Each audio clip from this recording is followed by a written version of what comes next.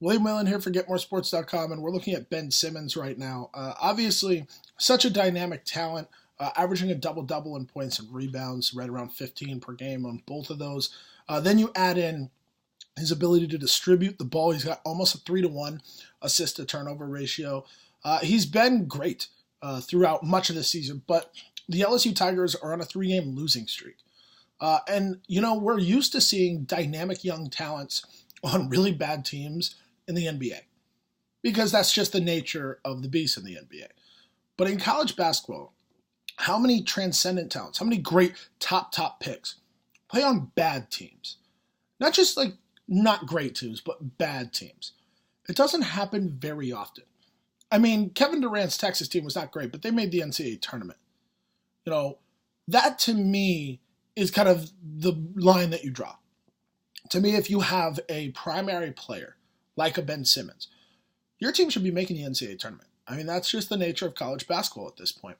And yet the Tigers are on a 3-game skid, and he's been dreadful in that stretch. I'm looking at his numbers. He's been 11 for 35 from the field in that stretch, turning the ball over 10 times, 7 of which came against College of Charleston. It's too much.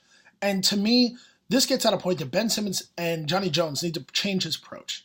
They need to get him in the post. They need to get him in the mid-range, facing up, and creating from there. Stop putting the onus on him so much to create from the outside and kind of pull the ball out of the offense, because that's what happens so often with LSU. There's no real flow.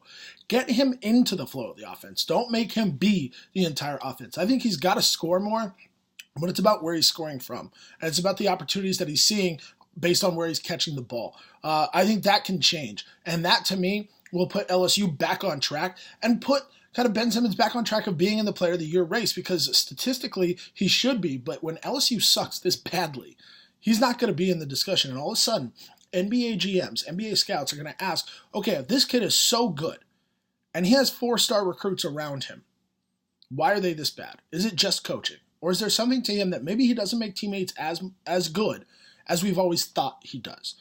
I do think that he does, but nonetheless, you got to have some evidence to show for it. I think Ben Simmons changing his approach will be best for LSU going forward, and ultimately, I do think it will serve him well when he declares to the NBA draft, likely after this year.